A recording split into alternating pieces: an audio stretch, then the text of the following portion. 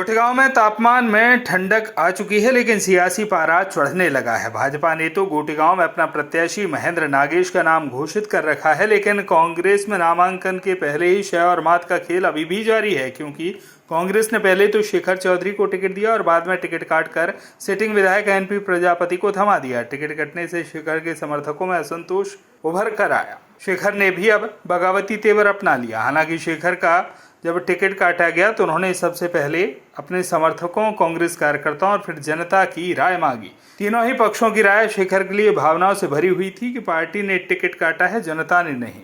बस फिर क्या था, सभी की भावनाओं की कद्र करते हुए शेखर भी दोगुने उत्साह के साथ चुनावी सफर में कूदने की तैयारी कर चुके हैं। शेखर के कुछ समर्थकों से जब टिकट काटने पर बात की गई तो उन्होंने अपनी पीड़ा जाहिर करते हुए अभी भी कांग्रेस को शेखर को टिकट देने पर पुनर्विचार करने की बात कही। हालांकि शेखर के चुनाव मैदान में आने की खबरों के साथ ही भोपाल, दिल्ली से पार्टी के वरिष्ठों द्वारा मान मनोबल की कोशिशें तेज हो गई हैं, लेकिन शेखर मान जाएं ऐसा लग तो नहीं रहा है।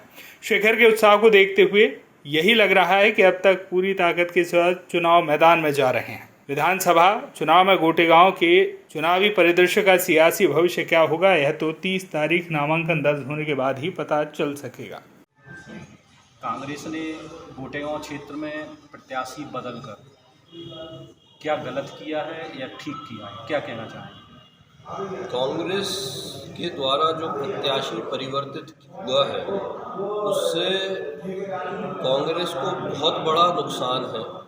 शेखर भाई को जो पहले डिक्लेयर किया हुआ था एज प्रत्याशी कांग्रेस ने, उसके चलते ही मेरे जैसे कई युवा शेखर भाई के समर्थन में आके काम में लग गए।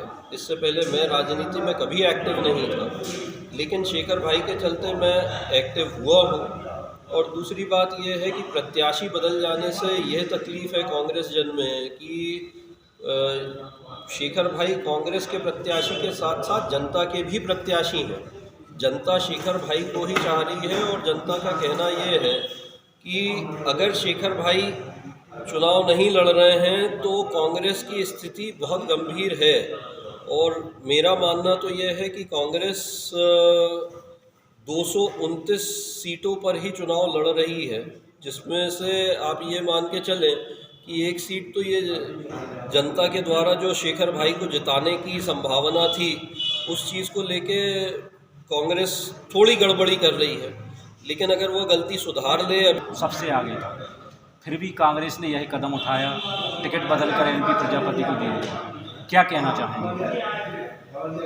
जिस दिन शेखर भैया की टिकट घोषित हुई थी उस दिन कार्यकर्ता तो ठीक हैं, शहर में जनता के बीच में इतना उत्साह था कि वो देखने लायक था। हम लोग तो उसी दिन मान गए थे कि हम लोग गोटेगांव विधानसभा जीत चुके हैं।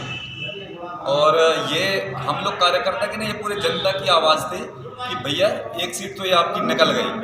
चूँकि दिग्विजय सिंह और ये अपने सुरेश पचौरी, विवेक तनखा के माध्यम से जनता के बीच में ये खबर तो है कि इन लोगों ने ये खरीद फरोख्त करके ये टिकट ली है और उससे शेखर भाई का नाम कटवाया। उससे ये पार्टी में और विधानसभा में कोई अच्छा मैसेज नहीं गया। जनता नाराज़ है और जनता ने बोल दिया है कि हमें जो फैसला करना है हम करेंगे। अब हमें ना किसी की बातों में आना है, ना हमें किसी के प्रलोभन में आना है। हम मन बना चुके हैं कि शेखर भाई निर्दलीय भी चुनाव लड़ रहे हैं तो हम बिल्कुल उनके साथ वैसे ही थे जैसे वो कांग्रेस से चुनाव लड़ते। और इस बार ये मान के चलें। गोटेगांव से अनिल जैन की रिपोर्ट।